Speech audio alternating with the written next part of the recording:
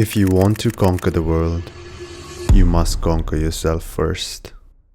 Getting good at anything in life, be it sports, growing a business, or academic excellence, requires you to do that thing consistently for years, including the days when your body rebels against you. And if you lack that foundational layer of discipline, then you quit before you ever get good at it. And if you're someone who isn't really good at anything, then what possible impact do you think you could have on the world? You haven't even had an impact on your own life, something which is 100% in your control. It is arrogant to think that the world would be a better place with you in charge as you scroll away in the comfort of your dimly lit room.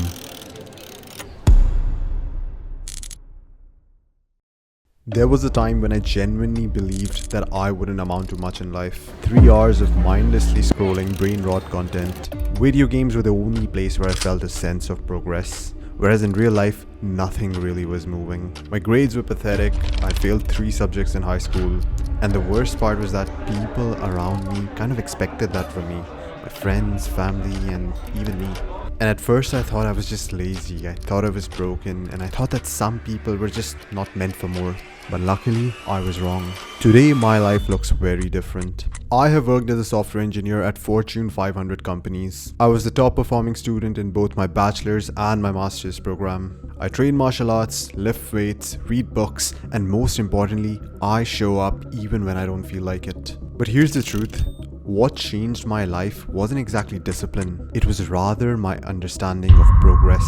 My old belief was that progress had to be extreme. I just had to watch 2-hour-long podcasts, I just had to read 50 pages a day, I just had to set personal records every workout. And anything less than 100% felt pointless. So on the days when I was tired, unmotivated, or just human, well, I ended up quitting again and again. That all or nothing mindset didn't make me strong.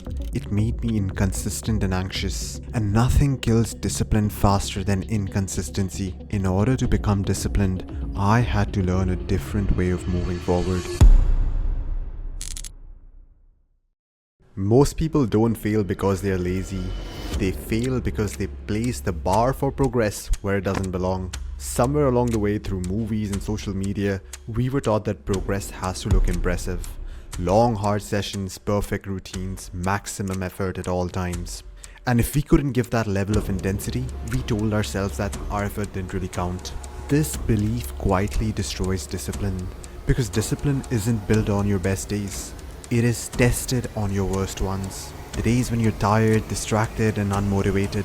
When progress requires perfection, those days become the reason why you stop entirely. Eventually, I broke free from this all or nothing perfectionist mindset, and I adopted what I call the 30% rule, and that single shift changed everything.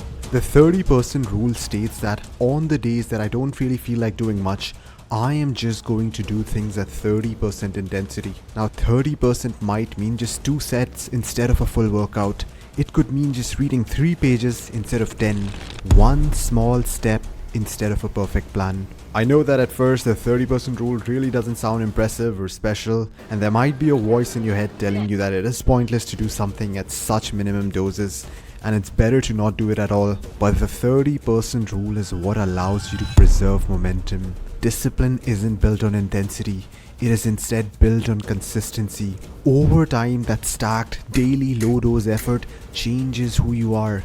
You stop debating whether you will show up. You stop relying on motivation entirely. You show up because it feels normal to show up. Consistency changes who you think you are.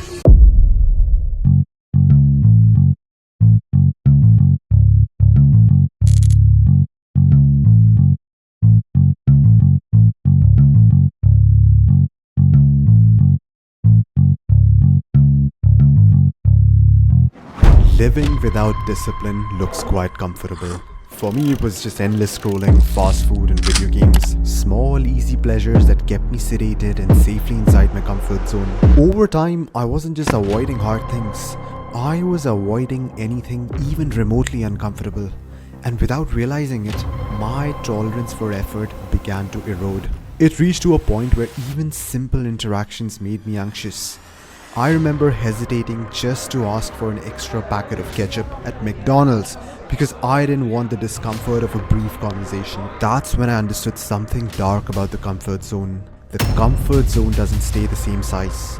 The longer that you live inside it, the smaller it becomes, until even things that once felt normal start to feel intimidating now. I realized that if I stayed there, my world would keep shrinking. So I made a deliberate shift in how I lived my life.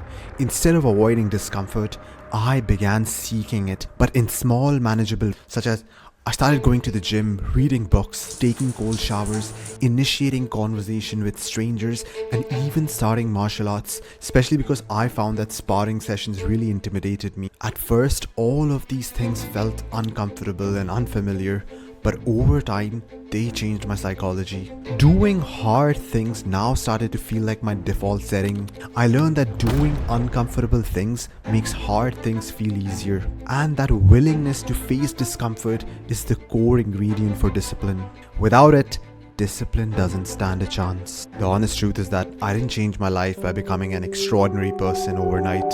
I changed it by refusing to quit on ordinary days, by showing up at 30% and by choosing discomfort when comfort was slowly shrinking my world. Discipline wasn't something I found from a YouTube video. It was something I built quietly, one small decision at a time. And if there's one thing I know now, it's this: the life you want isn't waiting for you on your best days when you're highly motivated. It's being built on the days when you feel tired, uncertain, and unmotivated, but yet you choose to show up and just push the bar a little further.